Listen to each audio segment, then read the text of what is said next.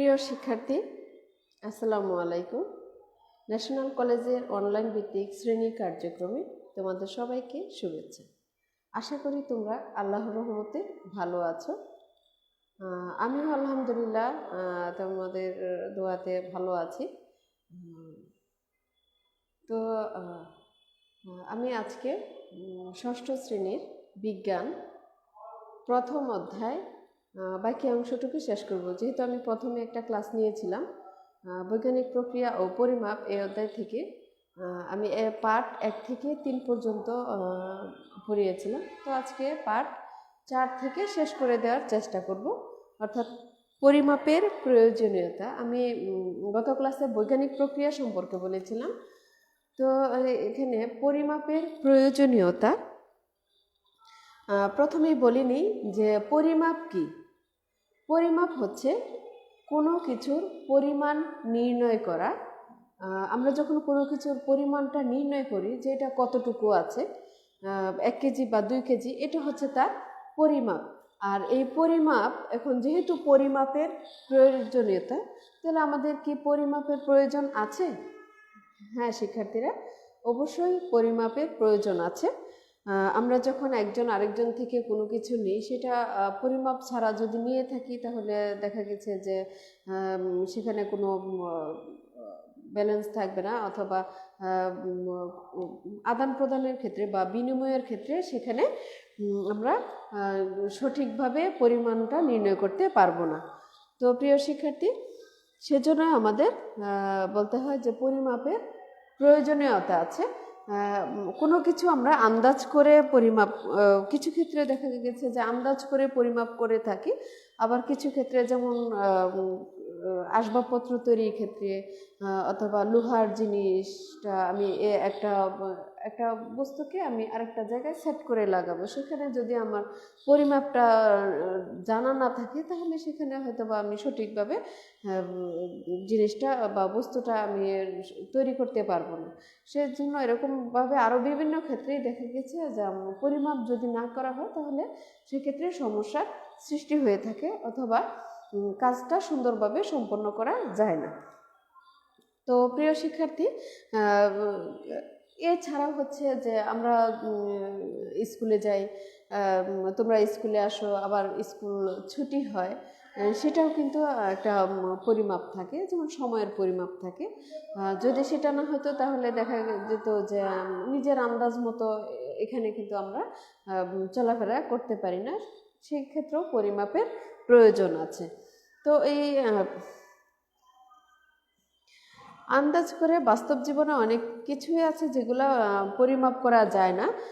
যেমন বিভিন্ন খেলাধুলার ক্ষেত্রে, বার্ষিক শিক্ষা প্রতিষ্ঠানে বার্ষিক ক্রীড়া প্রতিযোগিতা হয়, সেক্ষেত্রে কিন্তু আমরা আন্দাজ করে নির্ণয় করতে পারি না। তারপরে হচ্ছে যে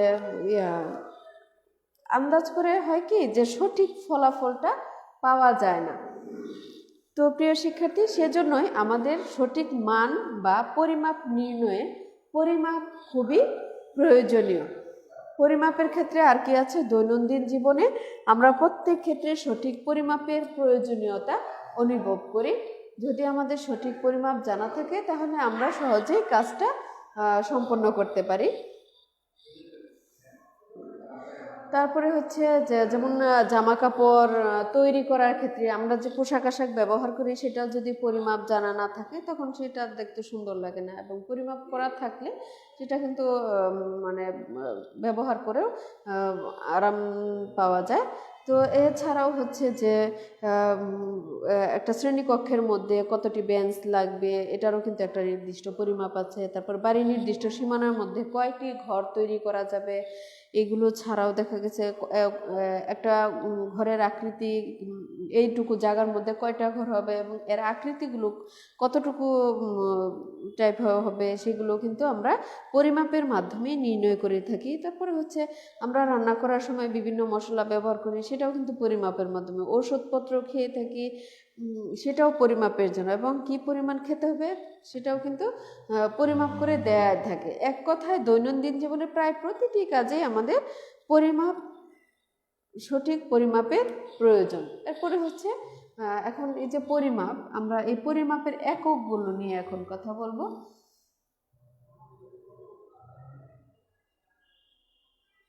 পরিমাপের একক, পরিমাপের একক এখানে দুই ধরনের একক আছে, একটা হচ্ছে মৌলিক একক আর একটা হচ্ছে যৌগিক একক।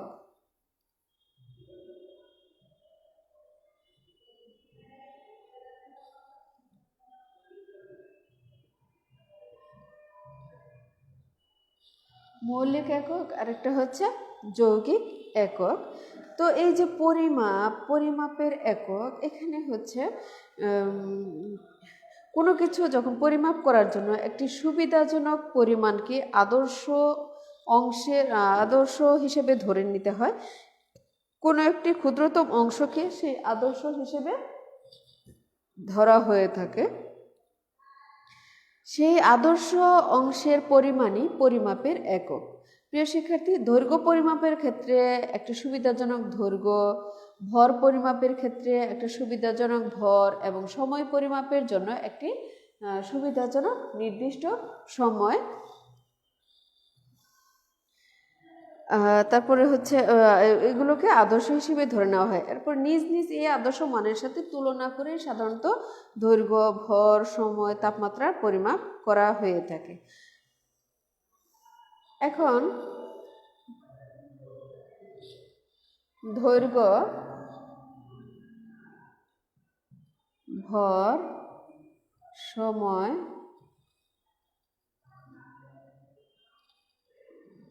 তাপমাত্রা। দৈর্ঘ্য, ভর, সময়, তাপমাত্রা। এখন আমরা যা পরিমাপ করি সেটাকে কিন্তু সাধারণত রাশি বলি। যেমন একটা টেবিলের দৈর্ঘ্য পরিমাপ করার সময় দৈর্ঘ্য হচ্ছে রাশি। এখন কোনোটার উচ্চতা পরিমাপ করার সময় উচ্চতাও সেক্ষেত্রে হয়ে থাকে রাশি। এই রাশিকে পরিমাপের জন্য বিভিন্ন একক থাকে। এদের মধ্যে কোনোটি দ্বারা কোনো কিছুকে সরাসরি পরিমাপ করা যায়, যেমন দৈর্ঘ্যের এককের মাধ্যমে কোনো বস্তুর দৈর্ঘ্য সরাসরি পরিমাপ করা যায়। এক্ষেত্রে দৈর্ঘ্যের একটি দৈর্ঘ্যটা হচ্ছে নিজেই স্বয়ং সম্পূর্ণ। এর একক হলো মৌলিক একক। যখন দেখা গেছে এই অন্য কোনো পরিমাপ ছাড়াই, যেমন আদর্শ এককটাকে নিয়েই যদি আমরা সরাসরি পরিমাপ করে থাকি, যেমন একটা বস্তু এতটুকু লম্বা আছে, অর্থাৎ দৈর্ঘ্যে কতটুকু আছে, তাহলে এখানে যদি দেখা গেছে যে 5 মিটার বা এখানে শুধুমাত্র দৈর্ঘ্যটাই ব্যবহার করে থাকি, সেক্ষেত্রে দেখা গেছে দৈর্ঘ্য 5 মিটার, তাহলে এখানে শুধুমাত্র দৈর্ঘ্য, এখানে আর কিছু প্রস্থর সাথে জড়িত নেই, ক্ষেত্রফলের সাথে জড়িত নেই, সেই জন্য এটাকে কি বলা যাবে, এটা হচ্ছে মৌলিক একক। এখন যদি আমরা এটাকে নিয়ে একটা আয়তক্ষেত্র এঁকে ফেলি, এখানে হচ্ছে দুইটা দৈর্ঘ্য আছে, দুইটা প্রস্থ আছে, তাহলে এটার সাথে একত্রে জড়িয়ে আছে, সেখানে কিন্তু এটা দৈর্ঘ্য আর প্রস্থ গুণ করলে কি হয়, ক্ষেত্রফল তৈরি হবে। তো এই ক্ষেত্রফলের এককটা কিন্তু এখন মৌলিক একক হবে না, এটা হবে যৌগিক একক। অর্থাৎ এখানে দৈর্ঘ্যের একক, এটা হচ্ছে মৌলিক একক, এরপর হচ্ছে প্রস্থের একক, সেটাও কিন্তু মৌলিক একক। এখন দুইটা মৌলিক এককের সমন্বয়ে যখন একটা যৌগ তৈরি হয়ে থাকে, সেটাকে আমরা যৌগিক একক বলতে পারি। অর্থাৎ দুইটা আদর্শ একক এর গুণফল হিসেবে যখন ব্যবহৃত হবে, তখন কিন্তু সেটাকে যৌগিক একক বলা হয়ে থাকে। এখন এই যে একক, অর্থাৎ এরপরে হচ্ছে কি, ভর,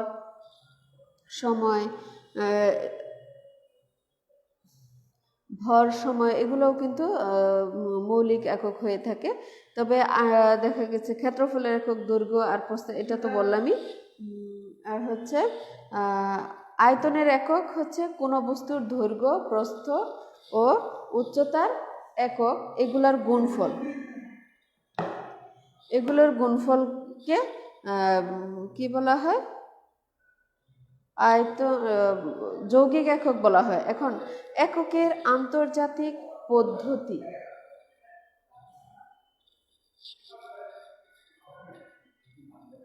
এককের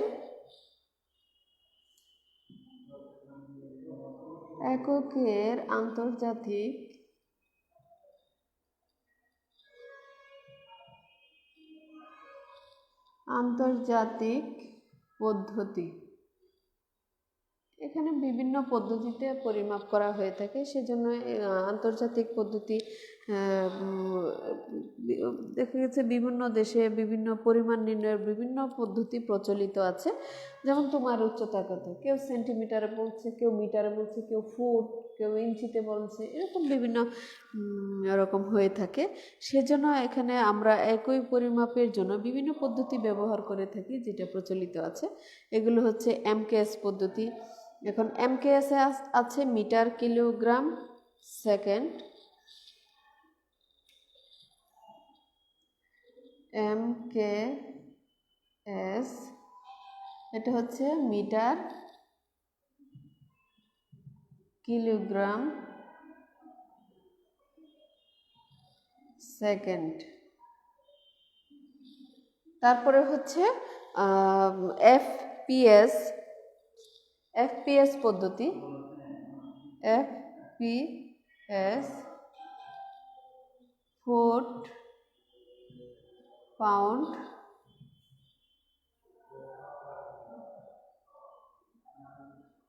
সেকেন্ড। এমকেএস এমতে মিটার, কেতে কিলোগ্রাম, এসতে সেকেন্ড। এফপিএস এটাও মনে রাখার কৌশল, এফতে হচ্ছে ফুট, পিতে পাউন্ড, এসতে সেকেন্ড, এভাবে।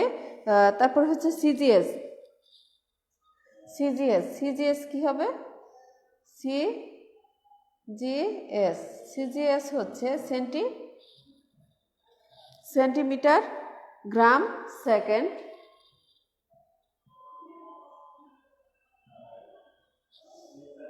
সেন্টিমিটার গ্রাম সেকেন্ড,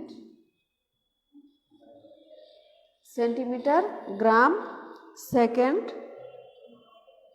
এগুলো পদ্ধতি বিভিন্ন দেশে বিভিন্ন সময় ব্যবহার করে আসছিল। আর একই রাশি পরিমাপের জন্য বিভিন্ন দেশে বিভিন্ন একক ব্যবহার করা হতো। সেক্ষেত্রে বিভিন্নতার কথা বিবেচনা করে 1960 সাল থেকে পৃথিবীর সমগ্র দেশে একটি সাধারণ পরিমাপের ব্যবস্থা বা সিদ্ধান্ত গৃহীত হয়, আর এটিকে বলা হয় এসআই পদ্ধতি, যেটা বিভিন্ন দেশে বিভিন্ন পরিমাপের সাথে সেটা যেন আমাদের সবগুলো দেশে একই রকম একটা পরিমাপ হয়ে থাকে, তার জন্য দেওয়া হয়েছে এসআই এটা, অথবা SI international system of unit, international system of unit. আমি একটু ইংলিশে লিখে দিচ্ছি।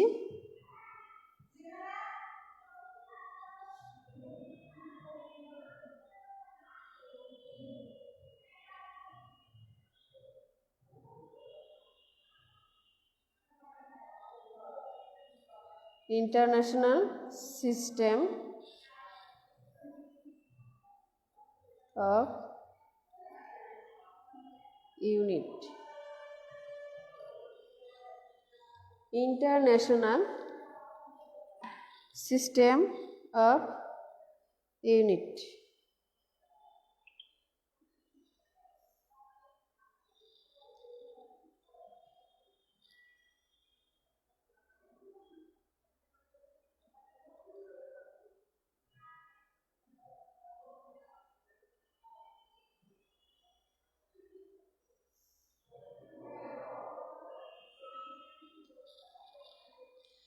আচ্ছা প্রিয় শিক্ষার্থী,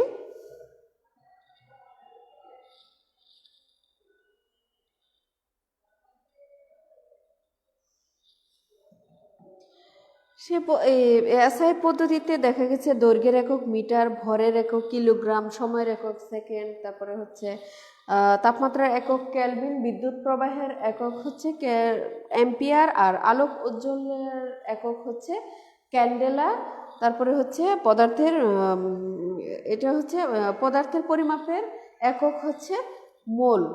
তো প্রিয় শিক্ষার্থী, এইগুলো হচ্ছে এসআই এককে সারা বিশ্বের মধ্যে এই পরিমাপগুলো হয়ে থাকে, যেটা যে পদ্ধতি বলা হয় এসআই পদ্ধতি।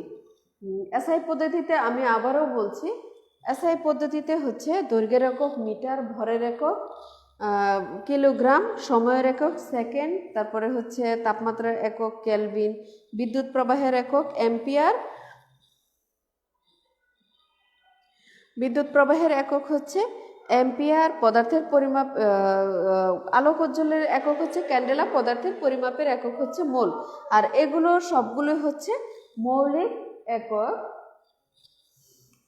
এরপরে হচ্ছে দৈর্ঘ্যের একক, দৈর্ঘ্যের এককের গুণিতক বা ভগ্নাংশ, বিভিন্ন এগুলো আছে। যেমন ভরের এককের ক্ষেত্রে আরও কিছু একক হচ্ছে মানে কম ভরের জন্য সেটা কি ব্যবহার করা হয়ে থাকে। যখন ভরের একক কিলোগ্রাম, এখন আমার যদি কোনো বস্তুর মধ্যে দেখা গেছে যে 1 কিলোগ্রাম পরিমাণ নেই, সেক্ষেত্রে আমাদের ভরের এককটা কি হতে পারে? তখন আমরা বলি যে 500 গ্রাম, 250 গ্রাম পরিমাপগুলো বলে থাকি। সেক্ষেত্রে যখন 1 কিলোগ্রামের বেশি না হয় বা 1 কিলোগ্রামের নিচে হয়ে থাকে ভর, সেক্ষেত্রে আমরা ওজন ও পরিমাপের আন্তর্জাতিক সংস্থার অফিসে সংরক্ষিত একটি দণ্ডের ভরকে একত্রে যে আদর্শ হিসেবে ধরা হয়, সেক্ষেত্রে কম ভরের জন্য ব্যবহৃত একক হলো গ্রাম। এরপরে হচ্ছে সময়ের একক, সময়ের একক সেকেন্ড। তবে দৈনন্দিন জীবনে সেকেন্ডের চেয়ে অনেক গণিত অংশের এককগুলো ব্যাপক হারে ব্যবহৃত হয়ে থাকে। সেক্ষেত্রে দেখা গেছে যে মিনিট, ঘন্টা, দিন, মাস, বছর ইত্যাদি এইগুলো দেখা গেছে পৃথিবী নিজ অক্ষের চারপাশে যখন চক্রাকারে ঘুরে তখন একই অবস্থায় পুনরায় ফিরে আসতে যে সময় লাগে সেটা হচ্ছে 1 দিন। এরপরে 1 দিনের 24 ভাগের 1 ভাগ হচ্ছে 1 ঘন্টা। মানে এইভাবে দেখা গেছে যে সময়ের একক সেকেন্ড হলেও অনেক বেশি পরিমাণ সময়গুলোকে বিভিন্ন ভাগে ভাগ করা হয়েছে। যেমন 1 দিন 24 ঘন্টা, 1 ঘন্টা 60 মিনিট, 1 মিনিট 60 সেকেন্ড। তো প্রিয় শিক্ষার্থী, এখানে দৈর্ঘ্যের পরিমাপের ক্ষেত্রে দেখা গেছে দৈর্ঘ্যের একক মিটার। দৈর্ঘ্যের একক যখন মিটার হয়ে থাকে, সেটা যদি দেখা যায় অনেক বেশি পরিমাণ দৈর্ঘ্যের হয়ে থাকে, তখন সেটা হচ্ছে গুণিতক হারে বাড়তে থাকবে। যেমন 1000 মিটার সমান 1 কিলোমিটার। তো আমার রাস্তার দূরত্ব যদি দেখা যায় এরকম 5 কিলোমিটার হয়ে থাকে, সেখানে কত মিটার? 5000 মিটার। সংখ্যাটা অনেক বড় হয়ে যায়, সেই জন্য সেটা দেখা গেছে একক গুণিতক হারে সেখানে যত পরিমাণ বেশি আসে, সেখানে দৈর্ঘ্যের কি বলছিলাম, দৈর্ঘ্যের একক মিটার। এখন এটা যদি মিটার হয়ে থাকে, অনেক বেশি পরিমাণ হয়ে থাকে, সেখানে দেখা গেছে কিলোমিটার হয়ে থাকে, কিলোমিটার। অথবা যদি আর দৈর্ঘ্যের এই মিটারটা যদি আরও কম পরিমাণ হয়ে থাকে, তখন সেখানে কি ব্যবহার করা হয়ে থাকে? তখন সেটাকে সেন্টিমিটারে ব্যবহার করা হয়ে থাকে। এরপরে হচ্ছে মিলিমিটার। কম পরিমাণে হলে হবে সেন্টিমিটার, মিলিমিটার। তো এইভাবেই হচ্ছে দৈর্ঘ্যের একক বা দৈর্ঘ্যের পরিমাপটা নির্ণয় করা হয়ে থাকে। তো ভরের একক তো বললাম। এরপরে হচ্ছে ক্ষেত্রফল ও তার পরিমাপ। ক্ষেত্রফল ও তার পরিমাপ, এখানে এগুলো হচ্ছে যৌগিক একক। আয়তন, ক্ষেত্রফল, এগুলো হচ্ছে যৌগিক পরিমাপ।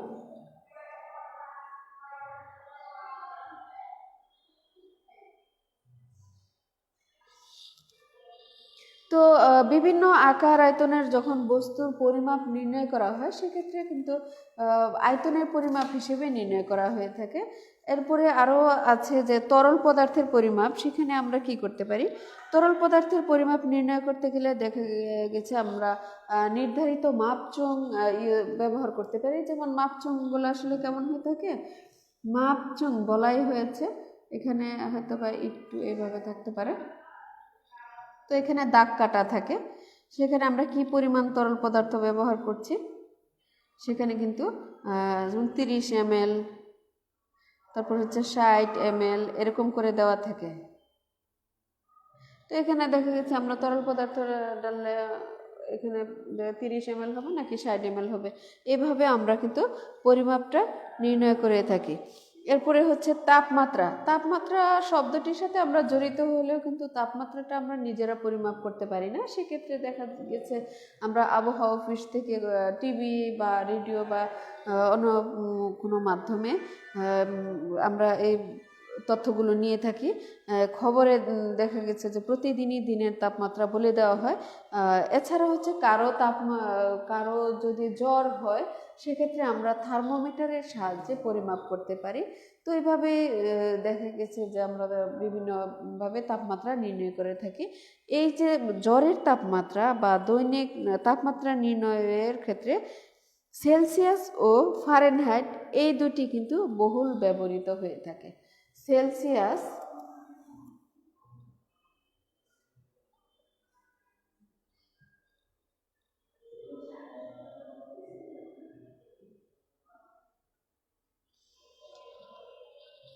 আল্লাহ সেলসিয়াস ও ফারেনহাইট এই দুইটা হচ্ছে তাপমাত্রার ক্ষেত্রে সবচেয়ে বেশি ব্যবহৃত হয়ে থাকে। তো প্রিয় শিক্ষার্থী, আমার অধ্যায় এ পর্যন্তই ছিল। তো তোমরা সবাই বাসায় মনোযোগ সহকারে পড়াশোনা করবে, আব্বু আম্মুর কথা শুনবে। তোমরা তো আর 1 মাস পরে হয়তো ক্লাস 7-এ উত্তীর্ণ হতে যাচ্ছ, 7-এর শিক্ষার্থী হয়ে যাবে হয়তো আর 1 মাস পরেই। তো তোমাদের শুভকামনায় আজকে আমি এখানে ক্লাস শেষ করছি। তোমরা সবাই ভালো থেকো, সুস্থ থেকো। আর যদি তোমাদের এখন তো আমার ক্লাসগুলোর প্রয়োজন পড়ে, এখানে ন্যাশনাল কলেজ স্কুল সেকশন এই পেজগুলোতে তো ক্লাসগুলো থাকে। এছাড়াও যদি আমার কোনো ক্লাসের প্রয়োজন পড়ে তাহলে তোমরা ইউটিউবে আকলিমা আক্তার সহকারী শিক্ষক নাম দিয়ে সার্চ দিলে তোমরা আমার প্রত্যেকটা ক্লাস পেয়ে যাবে। যদি তোমাদের কোনো উপকার হয়ে থাকে তাহলে অবশ্যই আমাদের সেখানে মানে ক্লাস নেওয়ার সার্থকতাটা জড়িয়ে থাকে। তো আর কথা না বাড়িয়ে আমি আজকে এখানে শেষ করছি। সবাই ভালো থেকো, সুস্থ থেকো, আমার জন্য দোয়া করো, কেমন? ওকে, আল্লাহ হাফেজ, আসসালামু আলাইকুম।